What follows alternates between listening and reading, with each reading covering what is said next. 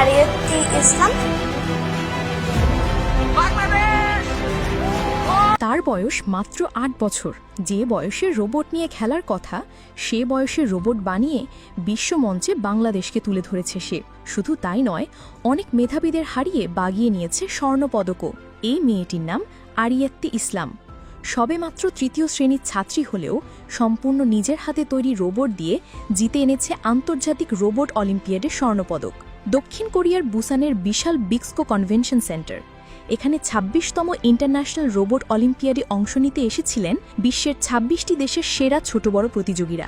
বাংলাদেশের ১০ জনের দল মিলে জিতেছে মোট ১০টি পদক, ২টি স্বর্ণ, ৪টি রৌপ্য আর ৪টি ব্রোঞ্জ। আর এই সাফল্যের মুকুটের সবচেয়ে উজ্জ্বল রত্ন ছিলেন আরিয়াতি ইসলাম, যিনি একাই নিয়ে এসেছেন ১টি স্বর্ণ ও ১টি রৌপ্য।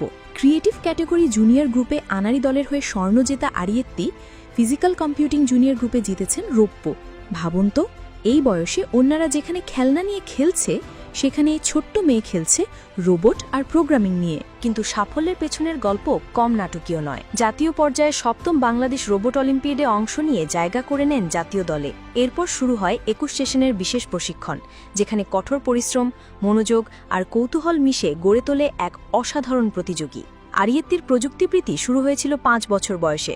বাবা শামীম রেজার পুরনো ইলেকট্রনিক্স ডিভাইস খুলে দেখা, সার্কিট আর এলইডি নিয়ে খেলা, নতুন কিছু শেখার তৃষ্ণা, এসবই ছিল তার প্রতিদিনের আনন্দ। বাবার কথায়, ও যা কিছু দেখে, ভেতরে কিভাবে কাজ করে তা জানতেই হবে। এই কৌতূহলই ওকে এখানে এনে দাঁড় করিয়েছে। আরিয়াতি স্বপ্ন দেখে এমন রোবট বানানোর যা মানুষের জীবনকে সহজ করবে। বিশেষ করে শিশুদের জন্য কিছু এমন তৈরি করতে চায় যা শেখা আর খেলার ধরনটাই বদলে দেবে। তার চোখে এই পৃথিবী শুধু যেমন আছে তেমন থাকার জন্য নয়, বরং নতুন করে সাজানোর জন্য। বাংলাদেশ রোবট অলিম্পিয়াড কমিটির সভাপতি প্রফেসর লাফিফা জামাল তার সাফল্যকে অবিশ্বাস্য ও অনুপ্রেরণাদায়ক বলে মন্তব্য করেছেন।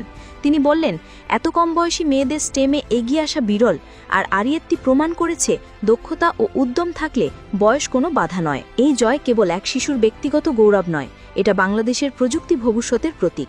আরিয়াতি দেখিয়ে দিয়েছে, সঠিক দিক নির্দেশনা, পরিশ্রম আর অসীম কৌতূহল থাকলে বাংলাদেশের শিশুরাও বিশ্বমঞ্চে নেতৃত্ব দিতে পারে। আজ যে মেয়েটি নিজের হাতে বানানো রোবট দিয়ে বিশ্বের সেরা হয়েছে, সে আগামী দিনে হয়তো এমন কিছু উদ্ভাবন করবে যা আমাদের জীবন বদলে দেবে। আর সেই যাত্রা শুরু হয়েছে এখান থেকেই, বাংলাদেশ থেকে।